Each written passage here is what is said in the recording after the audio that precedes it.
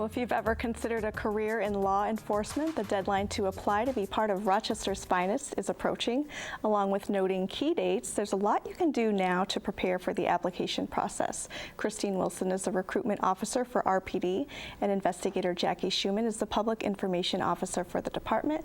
They're joining us now to tell us more about the process as well as a special opportunity just for women. Thanks for coming on today. Thanks for having us. Christine, what are you looking for in an ideal candidate? We're looking for someone with good communication skills, high morals, someone that's great with people, regardless of their economic status. And what are the requirements, age requirement, that sort of thing? You have to be 19 to 34 years of age, have a high school diploma or a GED, be a U.S. citizen, have a valid driver's license, and have no felony convictions. Okay, makes sense. And do you have to live in the city of Rochester to apply? You don't have to live in a city, but you do have to be a Monroe County resident or a county of one of the touching counties of Monroe. Okay, and what are the details of the application process this year? There's one date that you must apply to take the exam, civil service exam. Correct. The registration deadline is September 30th. The actual civil service exam is November 19th. Okay, and you're out there actively at all the events recruiting for these upcoming dates. And Jackie, you're the public information officer. For people that don't know what that means, what is it that you do exactly? I am the liaison between the media and the police department. So if media has any inquiries, they contact me, and I'm able to release whatever information that they are requesting. And in addition to the media, you're also kind of in charge of the social media for the city, so getting the word out on recruitment. How's the response been for that so far?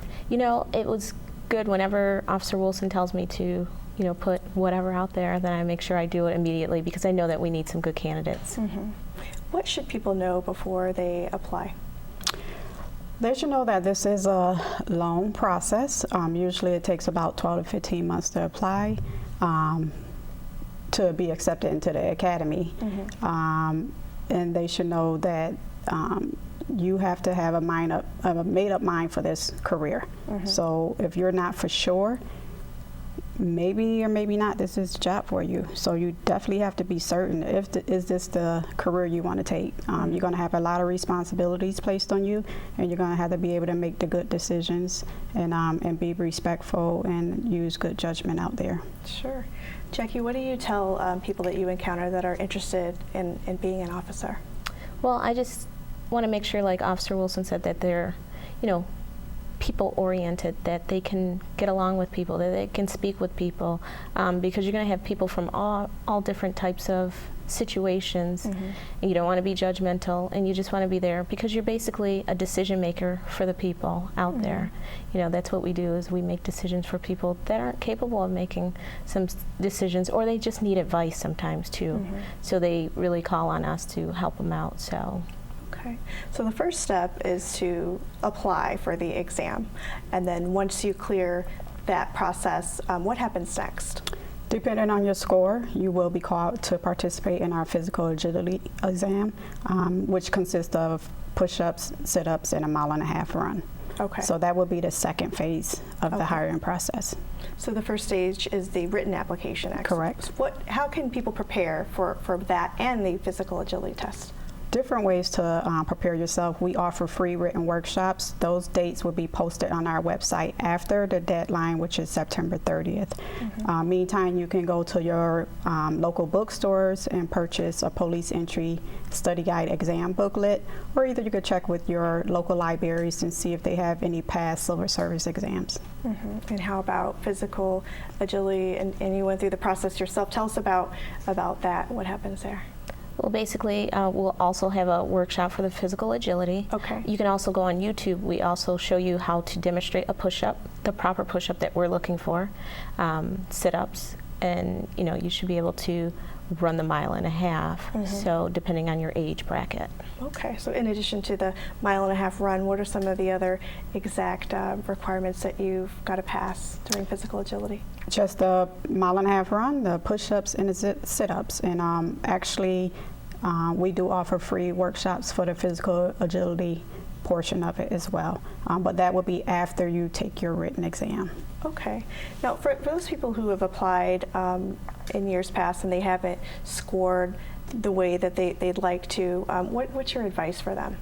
Don't give up. Just keep taking the exam, keep studying, and just don't give up. If it's truly what you want to do, keep going for it. Mm-hmm.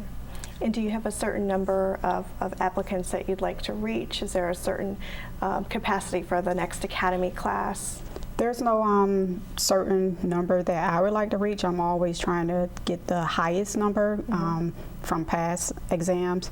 So, and depending on our budget, it determines how many recruits we will put through academy. Okay. What happens at the academy? What's that like, and how many weeks or months process is that? It was about 5-6 months of the academy. It consists of firearms. It consists of working out, so you're going to be working out, you know, frequently. It consists of EVOC, which is our emergency vehicle training. It consists of basically being in a classroom, and you're going to learn different lectures that come through. You're going to take notes. You're going to take tests. So it's like going back to school again, but now you're getting paid for it. Right. You're going to learn all your penal law, V&T law, Constitution. So it's going to be stressful. So, and like Investigator Shuman said, it's just like going to school all over again. You mentioned you do get paid for the academy, and what is the starting salary for an entry-level officer? Approximately $43,000 to start you off, and within 5 years you can receive up to about $75,000 a year.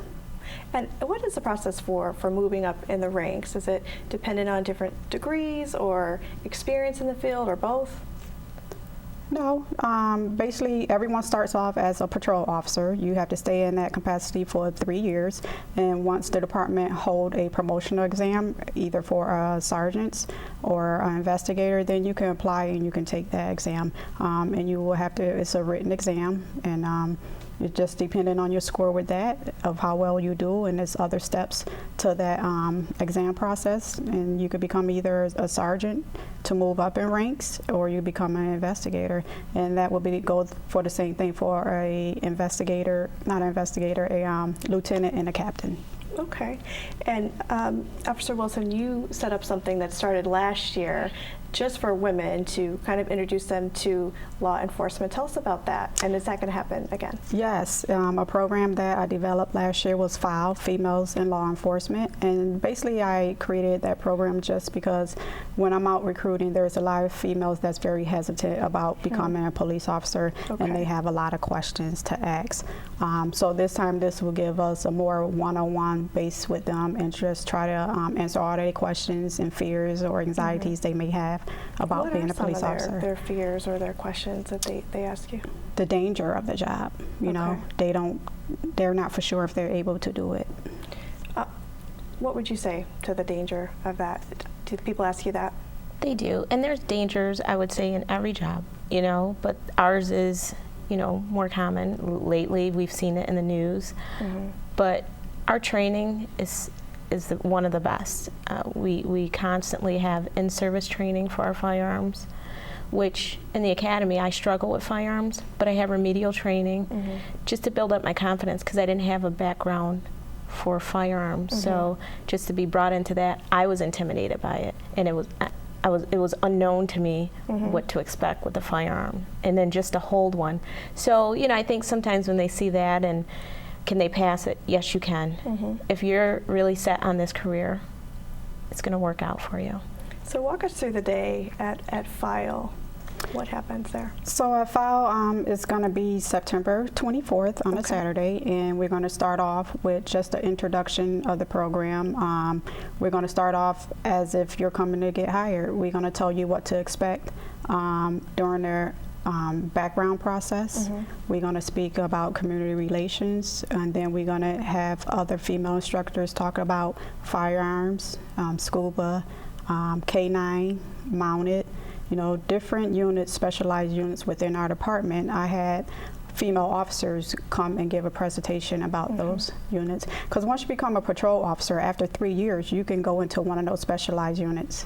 Okay, and Investigator Shuman, were you in instructor last year at File? Yes. Okay, what was the reaction to the ladies in the class about what they were learning and learning it from you, someone in that role?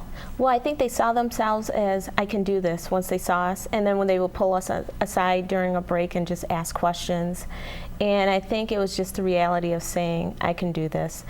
We had a technician there, and that's very popular, not only for the females that want to be police officers, but also for the kids, because they watch those shows like CSI Miami and things like that. So when they saw the technician, it was good for them to see, what do you encounter, and ask her questions What's too. it really like? Yeah, so. Okay, and space for 50? So pre-registration, is that required again this year? Pre-registration is required. Okay. We did increase our numbers because we had a good turnout last year. Wonderful. So we do have spots for 100. So Wow, okay. I encourage people to go on our website and apply. Okay, what are the requirements for File for females in law enforcement? It's going to be similar to becoming a police officer. You have to be between the age of 19 and 34, and you have to be a U.S. citizen and not have any felony convictions. What are some of the other resources available on the website for anyone thinking to apply? So you mentioned the training videos. What are some of the other things that people can find? Well, I think we have a lot of you can apply for an internship program within our department. Other things to apply programs we have. If you're a Monroe Community College student, we have a program called PREP, which is Police Recruit Education Program. We have a Police Explorers. So we're basically really trying to encourage people to apply and set up different programs so they can. Wonderful. Well, thank you, ladies, so much for coming on. Again, if you're interested in joining the Rochester Police Department as an entry-level officer, visit cityofrochester.gov/joinrpd. You can call 585-428-6716. You can also email Officer Wilson at recruit@cityofrochester.gov if you have additional questions.